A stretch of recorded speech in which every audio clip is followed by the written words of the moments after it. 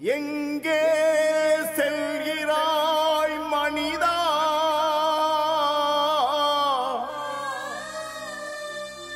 உன் பாதை சரிதானா? கவனி, செயல்படு. தந்தை, மகன், தூய ஆவியின் பெயரால் ஆமென். உயிருள்ள எங்கள் தகப்பனே, உம்மை நாங்கள் போற்றி புகழ்கிறோம், தாழ்மையோடு ஆராதிக்கிறோம், உமக்கு நன்றி கூறுகிறோம். அப்பா, கடந்த வாரங்களிலும் இந்த வாரத்திலும் உம்முடைய திருமகன் கிறிஸ்துவே எங்களுக்கு உணவாக இருக்கிறார், நிலை வாழ்வை தருகின்ற உணவாக இருக்கிறார். இந்த உலகிலேயே எங்களுக்கு நிம்மதியை, மகிழ்வை தருகின்ற உணவாக இருக்கிறார், வாழ்வை தருகிற உணவாக இருக்கிறார் என்று திரும்ப திரும்ப எங்களுக்கு வலியுறுத்தி பாடங்கள் எடுத்துக் கொண்டிருக்கிறேன். அதற்காக உமக்கு நன்றி கூறுகிறோம் சுவாமி. பேரிரக்கத்தின் தகப்பனே, நீர் இல்லாமல் எங்களுக்கு வாழ்வு இல்லை. நீரின்றி காய்ந்து போகின்ற செடியை போல்தான் எங்களுடைய வாழ்வு. அப்பா, நீர் எங்களுக்கு வாழ்வை கொடுப்பதற்காக உம்முடைய சொந்த மகனை கொடுத்தீர்.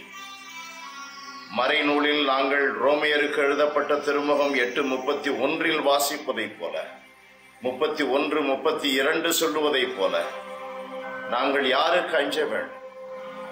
கடவுளாகிய நீர் உம்முடைய சொந்த மகனையே எங்களுக்கு கொடுத்திருக்கிறீரே. தம் மகனையே நமக்கு அளித்தார் என்றால் இன்னும் எதைத்தான் கொடுக்க மாட்டார் என்று தன்னுடைய இறை அனுபவங்களிலே பவுலடியார் எழுதுகின்ற வரிகளையே மனதில் கொண்டு உம்மிடம் ஜெபிக்கிறோம். மிகுந்த நம்பிக்கையோடு ஜெபிக்கிறோம். நீர் காட்டுகின்ற அன்பிற்காக நன்றி செலுத்துகிறோம். தெய்வமே, தெய்வங்களுக்கெல்லாம் மேலானவரே, நாங்கள் உயிரோடு இருப்பதற்கு ஆதாரமும், நாங்கள் மகிழ்ச்சியோடு இருப்பதற்கு ஊற்றுமாக இருப்பவரே, அந்த மகிழ்ச்சியை எங்களிடமிருந்து எவனும் பறித்து விடாதபடி நீர் கொடுக்கின்ற வாழ்வு தருகின்ற வார்த்தை என்ற உணவையும், தெய்வீக விருந்தாகிய நற்கருணையையும் நாங்கள் ஒரு நாளும் உதாசீனப்படுத்தாதபடி ஆண்டவரே, அதை கொண்டு வாழுகிறோம், அதை கொண்டு நாங்கள் உந்தி தள்ளப்படுகிறோம், முன்னோக்கி உந்தி தள்ளப்படுகிறோம் என்று உணர்ந்து வாழ எங்களுக்கு வரமருள்வீராக. அதை அனுபவித்து வாழ எங்களுக்கு கொடுத்து வைப்பீராக. இந்த மன்றாட்டுகளை உமது அன்பு மகன், எங்கள் நேசத்திற்குரிய ஆண்டவர் இயேசுவின் பரிசுத்த பெயரில் தாழ்மையோடு ஜெபிக்கிறோம். உயிருள்ள எங்கள் நல்ல தகப்பனே, ஆமென், ஆமென், ஆமென். இயேசுவின் இணையற்ற பெயரில் எனக்கு மிகவும் பிரியமான சகோதர சகோதரிகளே, இன்றைய நற்செய்திக்கு முன்னதாக எலியா இறைவாக்கினருடைய வாழ்விலே நடந்த ஒரு அற்புதமான காரியத்தை நமக்கு கடவுள் நினைவூட்டுகிறார். எலியா இறைவாக்கினர் ஆகாப் மன்னனுக்கு பயந்து உயிரை மாய்த்து கொண்டால் கூட பரவாயில்லை என்று பாலை நிலத்திற்கு ஓடி வருகிற ஒரு நிகழ்வு. அன்பிற்குரியவர்களே, கடவுள் கைவிட்டு விட்டாரா? சமூக நீதிக்காக போராடியவர் எலியா இறைவாக்கினர். ஆண்டவராகிய கடவுளே கடவுள் என்று வல்லமையாய் எடுத்துரைத்த இறைவாக்கினர்களில் முதன்மையானவர் எலியா இறைவாக்கினர். அப்படிப்பட்டவருக்கு ஆகாப் மன்னனிடமிருந்து பெரும் பிரச்சனை ஏற்பட்டது. உயிருக்கு பயந்து ஓடி வருகிறார். கடவுள் கைவிட்டாரா? இயேசு ஆண்டவர் கூட அவரை குறித்து நமக்கு சொல்லப்படுகிறது. எபிரேயருக்கு எழுதப்பட்ட திருமுகம் அதில் 5வது அதிகாரம் அதில் 7வது வசனமாக நமக்கு சொல்லப்படுகிறது. அவர் இவ்வுலகில் வாழ்ந்த காலத்தில் தம்மை சாவிலிருந்து காப்பாற்ற வல்லவரை நோக்கி உரத்த குரல் எழுப்பி கண்ணீர் சிந்தி மன்றாடி வேண்டினார். கண்ணீர் சிந்தி மன்றாடி வேண்டினார். இயேசுவும் கூட சிலுவையிலே தொங்கும் பொழுது, கடவுளே கடவுளே ஏன் என்னை கைவிட்டீர் என்று சொன்னார்.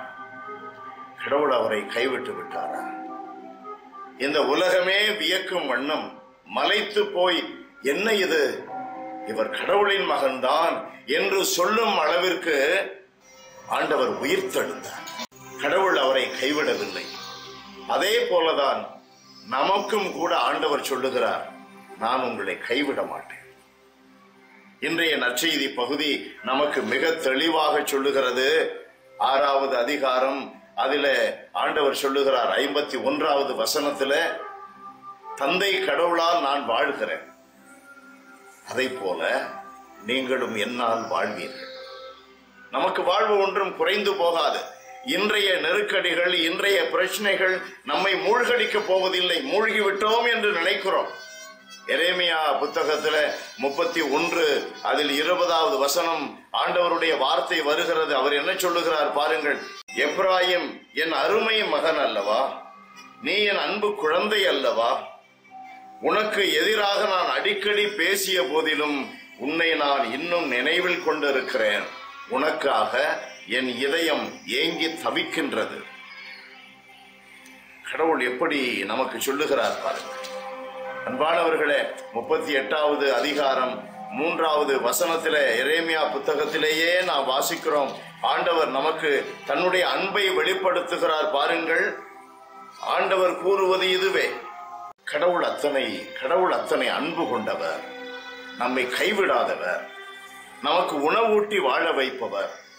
எலியாவை நாம் வாசிக்கிறோம். இன்றைய முதல் வாசகத்தில அவருடைய தூதரை அனுப்பி எழுப்பி விடுகிறார்.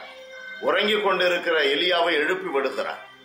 எழுப்பிவிட்டு, இதை முதலில் உண்ண வேண்டும், நீ இன்னும் நெடுந்தொலை செல்ல வேண்டும் என்று சொல்லி அவருக்கு உணவூட்டுகிறார். 22, 43, 44 வசனத்துல லூக்கா நற்செய்தியிலே ஆண்டவர் இயேசு கெத்செமனி தோட்டத்தினுடைய வேதனைகள் மத்தியில் ஆண்டவராகிய கடவுள் என்ன செய்கிறார்? தன்னுடைய தூதரை அனுப்புகிறார். தன்னுடைய தூதரை அனுப்பி இயேசுவிற்கு ஆறுதல் அளிக்கிறார். மனிதன் அல்ல அவர் மாறி போவதற்கு.